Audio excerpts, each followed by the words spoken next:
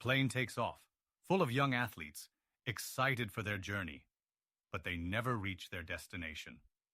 What was supposed to be a simple flight turns into one of the most shocking survival stories in history. October 13th, 1972, Uruguayan Air Force Flight 571 is carrying 45 people, including a rugby team, their friends, and family. They're flying over the Andes Mountains, but bad weather is making it difficult for the pilots to navigate. Due to a navigation error, the pilots believe they've already crossed the mountains and begin their descent, but they're still deep inside the Andes. Then, disaster strikes. The plane crashes into a snowy peak.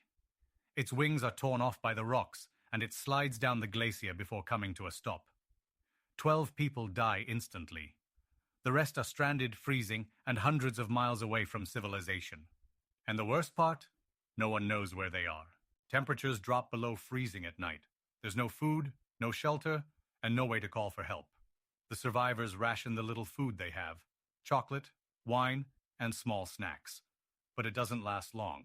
Days pass. Rescue planes fly overhead, but they don't see the wreckage, hidden under the snow. The world assumes they're dead. With no animals, no plants, and no supplies, the survivors face an unthinkable choice. To survive, they must eat the flesh of their deceased friends. It's a decision no human should have to make. It's not about cruelty. It's about survival. It's the unimaginable. But it's what kept them alive. After 61 days, two survivors, Nando Parrado and Roberto Canessa, decide to do the impossible. They set out on foot, with no gear, climbing mountains and walking through the freezing wilderness. For 10 days they struggle to stay alive, fighting exhaustion and hunger, but finally they spot a river. On the other side, they see a shepherd. It's their first human contact in 2 months.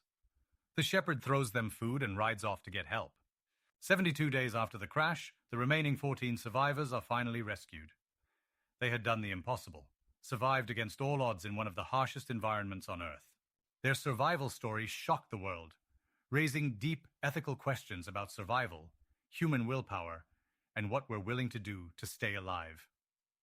Here in left side, you can see Javier Metal, who was a businessman and survived for 72 days in the Andes after his plane crashed in 1972. What would you have done in their situation? Let us know in the comments. And don't forget to like and subscribe for more real-life mysteries.